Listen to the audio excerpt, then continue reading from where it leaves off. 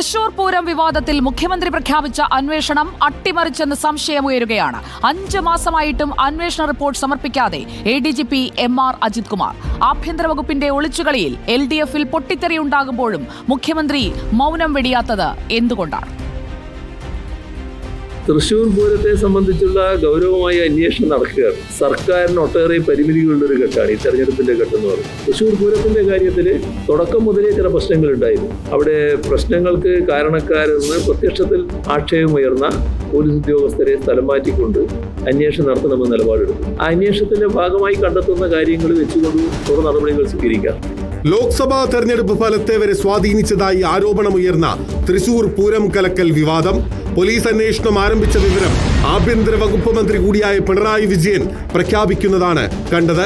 5 മാസം മുൻപുള്ള മുഖ്യമന്ത്രിയുടെ വാക്കുകൾ തേക്കിൻകാട് മൈതാനിയിൽ ചിതറിക്കിടക്കുന്നുണ്ട്. കണിമംഗലം ശാസ്താവിന്റെ വരവ് തടസ്സപ്പെടുത്തിയത് എന്തിന്? തെക്കേ ഗോപുര നടയിൽ ആനകളെ തടഞ്ഞത് എന്തിനു വേണ്ടി? ജനത്തെ നിയന്ത്രിക്കുന്നതിലെ അലംഭാവം എങ്ങനെ?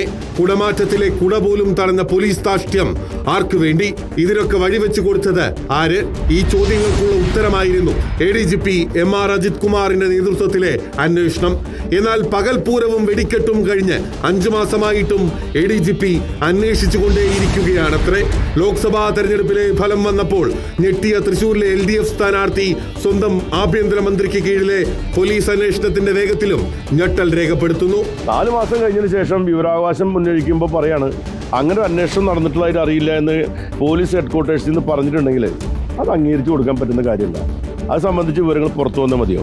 RSS കൂടിക്കാഴ്ചയിൽ പ്രതിരോധത്തിലായ ADGPയെ സംരക്ഷിച്ച മുഖ്യമന്ത്രിക്ക് നേരെ പൂരം കലക്കൽ വീണ്ടും ആയുധമാക്കുന്നു പ്രതിപക്ഷം. ADGPയെ മുഖ്യമന്ത്രിക്ക് ഒരിക്കലും തള്ളിക്കളയാൻ പറ്റില്ല. കാരണം ADGPയെ ലോ ആൻഡ് ഓർഡറിന് മാറ്റി നിർത്തി എന്തെങ്കിലും അന്വേഷണത്തിന് മുഖ്യമന്ത്രി ശ്രമിച്ചാൽ ആ നിമിഷം അദ്ദേഹത്തിൻ്റെ കസാല തെറിക്കും. കാരണം എല്ലാ രഹസ്യങ്ങളും ADGPക്ക് അറിയാം. അതാണ് അജിത് കുമാറിന് ഇത്രയും വലിയൊരു പ്രൊട്ടക്ഷൻ.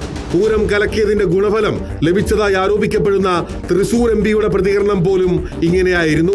കള്ളനെ പിടിക്കാൻ കള്ളനെ എങ്ങനെയാണ് നിയമിക്കുന്നത്?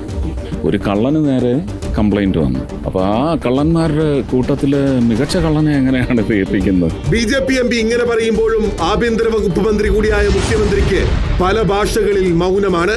പൂരം കലക്കിയതിന് പിന്നിൽ രാഷ്ട്രീയ ലക്ഷ്യമുണ്ടെന്നാണ് VS സുനിൽകുമാർ പറയുന്നത്. എന്നാൽ പോലീസ് മറുപടിയില്ലാതെ മുന്നോട്ട് പോകാനാണ് ഉദ്ദേശിക്കുന്നതെങ്കിൽ തനിക്കറിയാവുന്ന കാര്യങ്ങൾ ജനങ്ങളോട് തുറന്നു പറയുമെന്ന മുന്നറിയിപ്പ് നൽകുന്നതും VS സുനിൽകുമാർ തന്നെയാണ്. അതായത് ADGPക്ക് ഇനിയും സംരക്ഷണ വലയം ഒരുക്കാനാണ് മുഖ്യമന്ത്രി ഉദ്ദേശിക്കുന്നതെങ്കിൽ AKG സെന്ററിന്റെ മതിൽക്കെട്ടിനകത്ത് കാര്യങ്ങൾ നിൽക്കില്ല.